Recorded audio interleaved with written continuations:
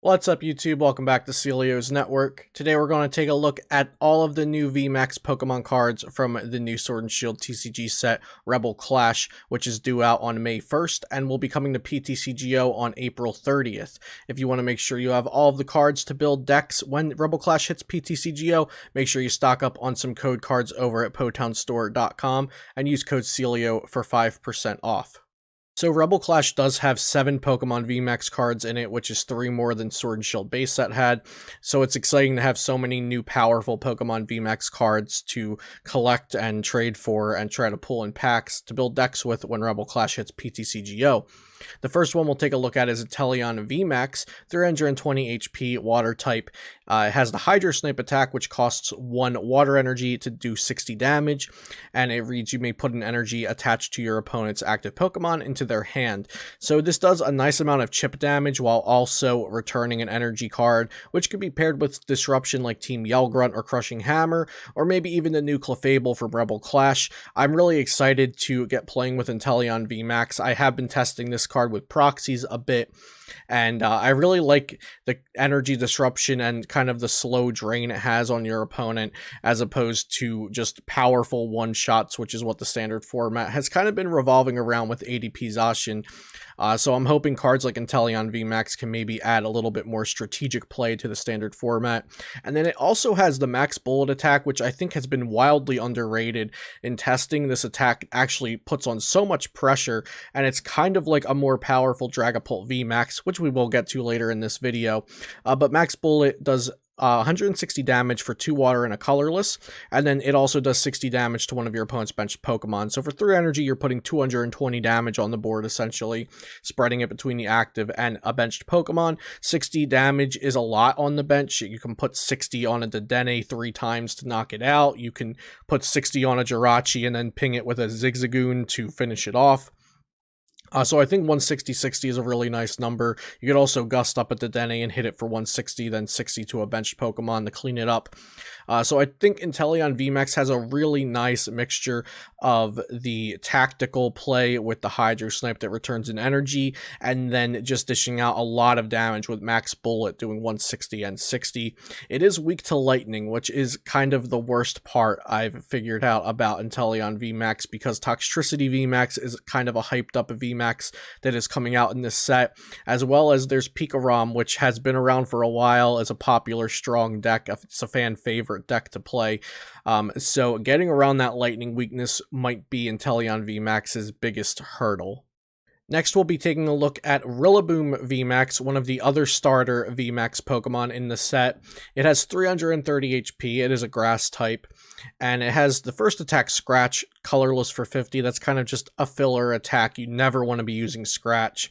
And its main attack is Max Beating for 3 grass and a colorless. It does 130 damage, and you can discard up to 3 grass energy to do 50 more damage for each grass energy you discarded. So if you discard the maximum of 3, you'll be doing 280 with Max Beating, which is really nice. You're knocking out anything that isn't an opposing VMAX Pokemon, and you can accelerate energy to Rilla Boom VMAX using the Stage 2 regular Rilla Boom that came out in Sword and Shield.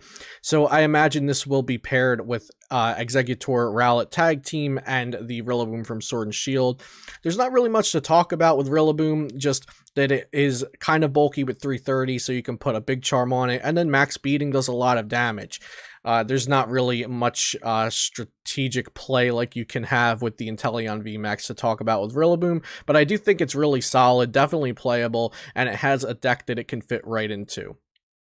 The next VMAX Pokemon will be the last starter VMAX Pokemon, which is Cinderace VMAX, coming in at 320 HP, Fire type. It has 2 attacks. I'll look at the second one first because I actually think Counter is its main attack. Max Pyro Ball for Fire colorless does 170, and then your opponent's active Pokemon is burnt, which is pretty solid, 170 plus burn damage, so 190 for 3 energy. That's really not too bad at all. And then Counter, which is the really cool attack on Cinderace. It does 30 damage, and if this Pokemon was damaged by an attack during your opponent's last turn, this attack does that much more damage. So what I've been seeing players build a Cinderace VMAX deck around is you want to use Max Pyro Ball to swing 170, and then your Cinderace VMAX gets hit. you'll probably play big charms so you can be a little bit bulkier so you don't get one shot. And then you can Malolana, or you can Hyper Potion, or you can even do both to heal your Cinderace VMAX and then hit back with Counter, because what's really nice is even if you heal the Pokemon, Counter still does all the extra damage. So I do think Cinderace VMAX can see play. It's weak to water, which isn't the biggest deal. Maybe if Inteleon VMAX and Rilla Boom VMAX actually do see play in the meta, then these three could kind of have like a rock, paper, scissors type deal. Actually, Inteleon VMAX is weak to lightning, not grass, which is, I would rather it be weak to grass, but Inteleon VMAX would definitely have a leg up on Cinderace VMAX, but I do think Cinderace VMAX is fairly strong in its own right, and I'm very happy that all three of the starter VMAX actually are playable and have like kind of obvious decks that can be built around them, that even if they're not tier 1 decks, they can at least be somewhat competitive, and I think that's just great for the game, that these starter Pokemon, their VMAX forms are all somewhat playable at the very least. And I don't think they're bad by any means, I can't guarantee they'll be tier 1, but I do think they're at least somewhat playable, which is more than I would have expected. Next, we're going to take a look at possibly the strongest VMAX card in the set, which is Draggable V Max. This has been getting a lot of hype from seeing deck lists and results from Japan, since they get the cards earlier than we do. Draggable V Max has 320 HP. It is a psychic type, so it gets the benefits of the new Horror Energy, which is a special energy that counts as psychic, and if it's attached to a psychic Pokemon, and that Pokemon is attacked and damaged by the attack, it reflects 2 damage counters back at the opponent. So that's really strong. It's kind of like a miniature spell tag. But Draggable V Max itself is very strong. It has the Shred attack for 1 psychic. It does 60 damage, and it goes through any effects on the defending Pokemon. So this could go through something like Azamazenta V, which can't be damaged by VMAX Pokemon normally, but the Shred attack would go through that. And then its main attack is Max Phantom for Psychic. It does 130 damage, and then you can put 5 damage counters on your opponent's benched Pokemon in any way you like. So this is kind of like a weaker version of Inteleon's main attack, or bigger attack. But you can put the 5 damage counters around your opponent's bench however you like. And also it has the added benefit of not being weak to lightning, which Inteleon VMAX is. Draggable VMAX is weak to dark, which currently is not a threat in the standard format, so that's very nice, but dark might become a threat just because of Draggable VMAX. We might want to build dark decks to counter Dragapult. So Max Phantom has proven very strong over in the Japanese meta and in early testing. Since you have the Horror Energy, you have the Galarian Zigzagoon to add more damage, you have the Scoop Up Net to reuse abilities like that. You can attach Giant Bombs to Dragapult VMAX, which has been very popular in Dragapult VMAX lists. So I definitely expect this deck to skyrocket up to tier 1 as soon as it comes out, and I definitely think this is going to be one of the more expensive cards to get out of this set on ptcgo, since it is very hyped up, and I do think it is a very strong card. Next up, we're going to take a look at Toxtricity VMAX. This one I have not found an English scan for yet, so we will have the translation up from limitlesstcg.com and the Japanese scan as well. So Toxtricity VMAX is a 320 HP lightning Pokemon. It has the G-Max Riot attack for lightning colorless. It does 160 plus. If your opponent's active Pokemon is poisoned, this attack does 80 more damage. So it's kind of a simple VMAX. It just has 1 attack, but G-Max Riot does deal 240 damage if the opponent's active Pokemon is poisoned, plus the poison tick, so that's 250 damage altogether.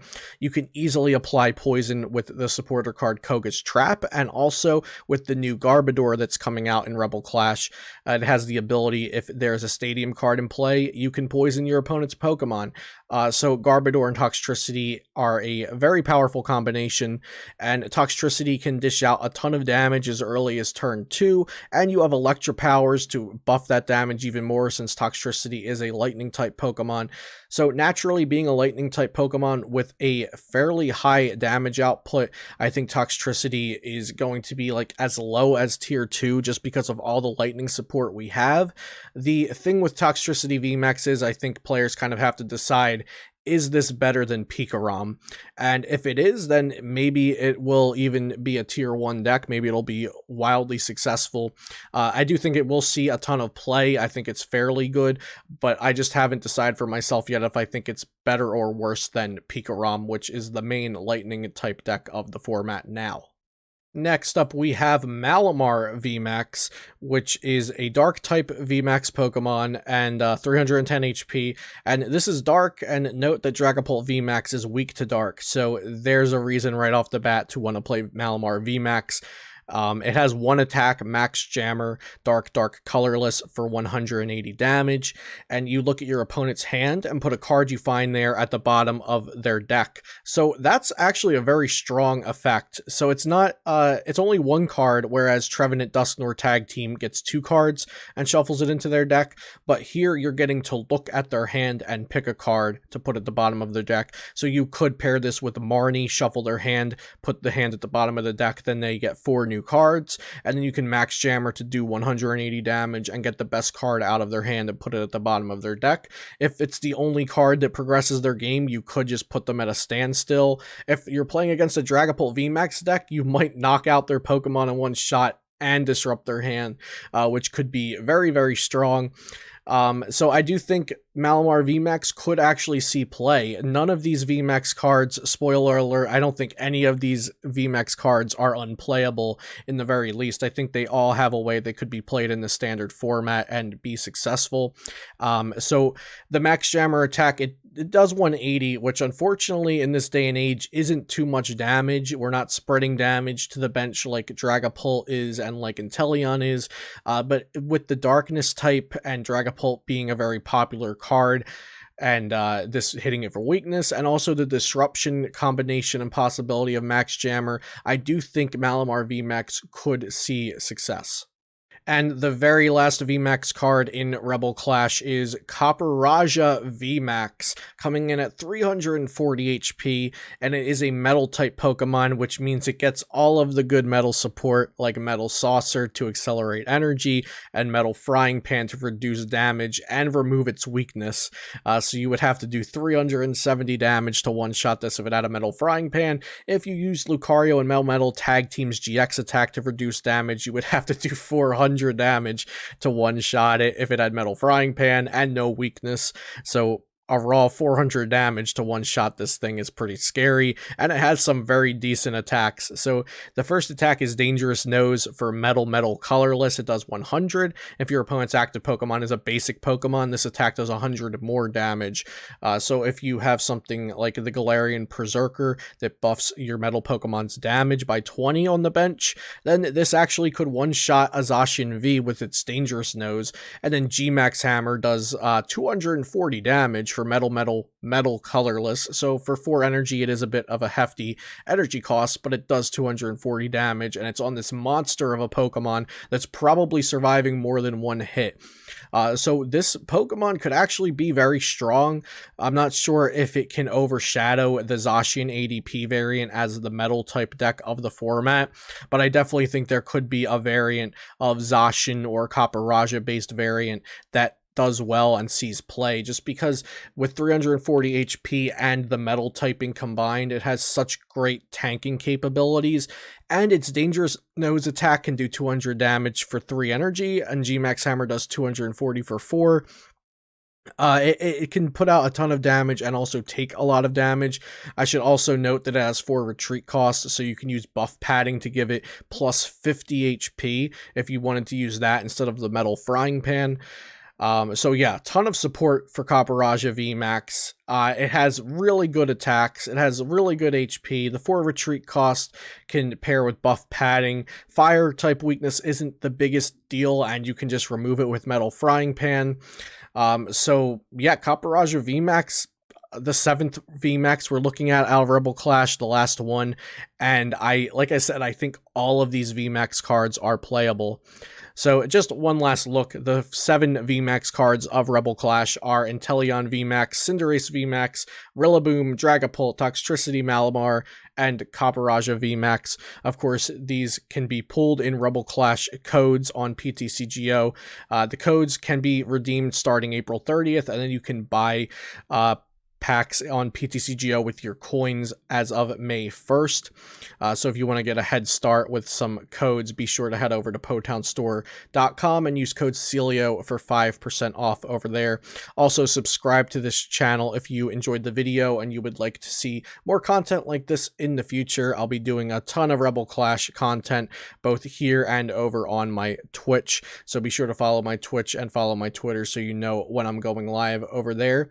Hope you enjoyed this video, and I'll see you next time here on Celio's Network.